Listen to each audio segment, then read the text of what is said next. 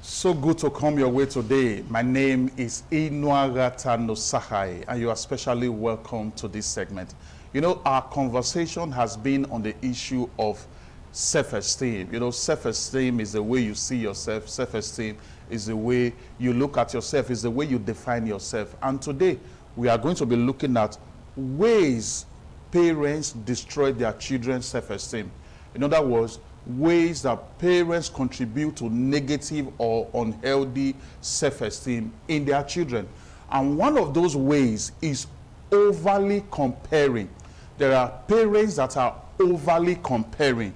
You compare your son with your neighbor's son. You compare your daughter with your neighbor's daughter. You compare your son with your cousin, with his cousins. You compare your daughter, with the older siblings. You are just in this game of comparing, your children with other children. You are always saying it to the ears of the child, look at Efosa, look at Johnson, look at Jacinta. And at the end of the day, this is deflating the confidence of the child. The child does not feel worthy. It is deflating the self-esteem, the confidence of this child. And there is another dangerous side to this issue of being overly comparing as a parent. That child you always compare with other children will likely start having hatred for these other children you always compare the child with. I remember one day I was in a church meeting, and the pastor that was teaching in that meeting said that when he was at teenage level, when they were writing JAM and GCE and all that, he said the younger brother was very good academically. The younger brother was just clearing his SSC, his GC, his JAM, about to gain admission into the higher institution. But he, at that level, was not very good academically. He was still on his way. We have early arrivals, we have late arrivals. It seems to be the late arrival type, academically. And then the parents were always talking him down, comparing him with the younger brother. Oh, look at your younger brother. He has done this. You are good for nothing. You are the black sheep. You are wasting our resources. You are wasting our money. And this act of being overly comparing, by his parents, started planting hatred in his heart against his younger brother at teenage level, when they were teenagers. He said the hatred became so strong, it metamorphosed into murder. He said he went to the market to buy poison, to poison his younger brother. He made, a beverage for the younger brother, chocolate beverage, and, added the poison, to the beverage, and called the younger brother to come and, take the beverage. And, why would you be afraid if your elder brother is calling you, your sibling, to come and take a cup of beverage? You wouldn't have challenge with that. The younger brother actually came to pick up the cup. He said, but as the brother was taking the cup from his hand, his conscience pricked him so badly, he shouted. And that was how the Ohas gathered, and he narrated what he was about to do. That made the parents to start, changing their approach. Being overly comparing deflates the self-esteem of children. Like I said, it also plants hatred. It could also plant hatred in the heart of the child that is being compared against the children he or she is being compared with. It's very, very important, you take this issue of, this issue serious. You need to watch it.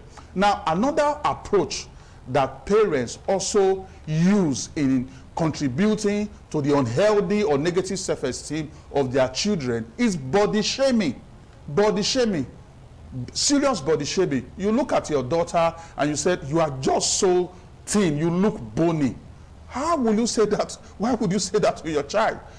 You look at your son, you are just too fat. Your shoulders is like that of a vulture. I wonder where you don't even look like the rest of my children. You are too bony, you are too skinny, you are too fat. Your head is like coconut head. As they say in my environment, your lips is like momo lips. And all this body shaming will make the child feel not worthy, will make the child feel worthless. It will kill the self-esteem of the child. It will kill the moral of the child.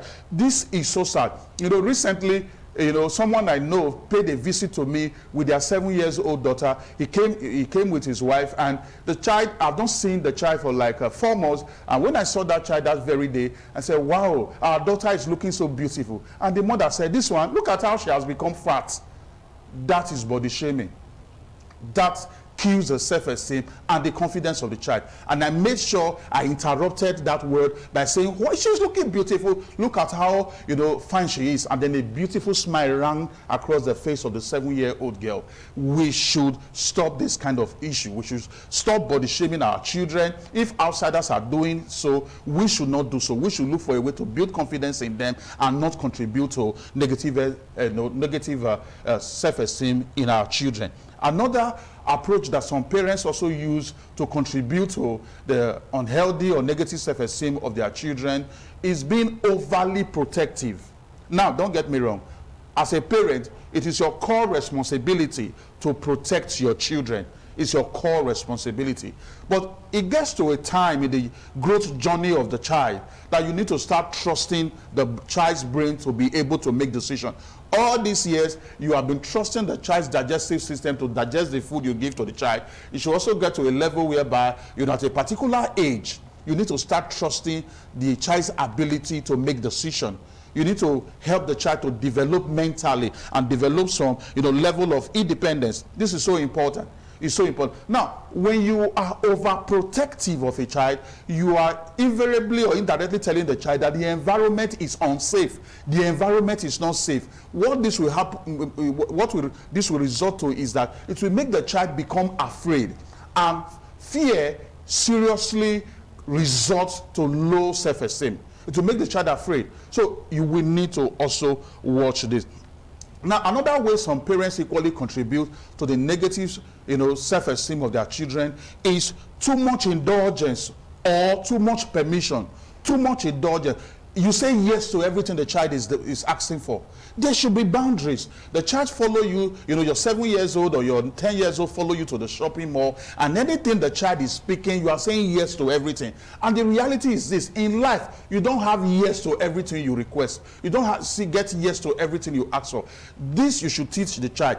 The society run properly on boundaries.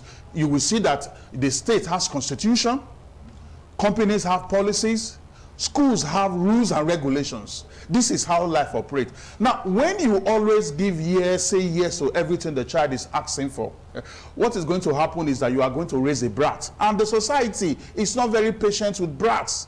There is no reason your child should wake up at 1 a.m. or 2 a.m. and go to the refrigerator to get a soda or to get a cake or to get an ice cream. You don't overindulge children. This is not good for their self-esteem.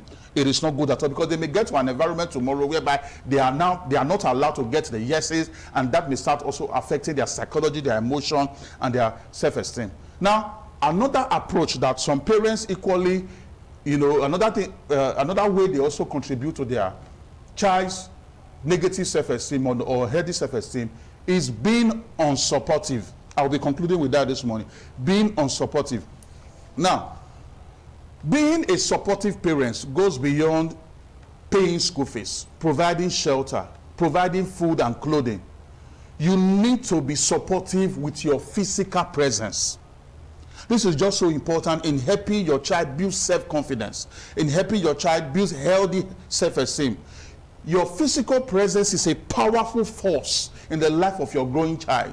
This is so important. You know, there are some parents that you are not even there, especially fathers. You are not even there, to help the child with his or her homework.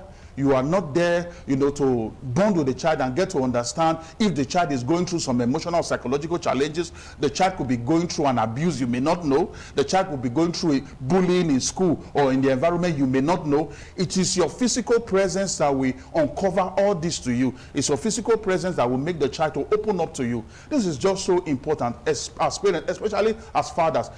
Take some time off the pub. Spend time with your children. Bond with your children.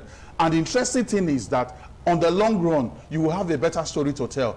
If you don't create time to bond with your children, their mother is always with them. If as fathers, you don't intentionally create time to make your physical presence available, you will not be planting yourself into the child. A time comes, you become old, and now you need the attention of the children. They are far away. There is no relationship. There is no connection. There is no bonding.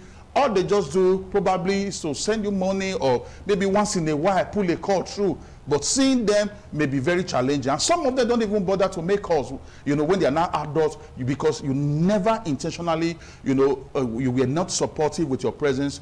Make sure you are supportive with your presence. It is important you are supportive financially, providing shelter, providing accommodation, paying school fees. But in addition, ice the cake with your physical presence is a powerful force. I believe that lots of value have been added to you, and I know you want to reach me. And those are my phone numbers on the screen. The MTN is 080-66-86-5060. I take it one more time, 080-66-86-5060. That's the glow line there as well. It's 080-529-29120. 080-529-29120. I'll be seeing you next week, Wednesday. And when I return, I'll still be the amiable Inuagata no Sahai. God bless you.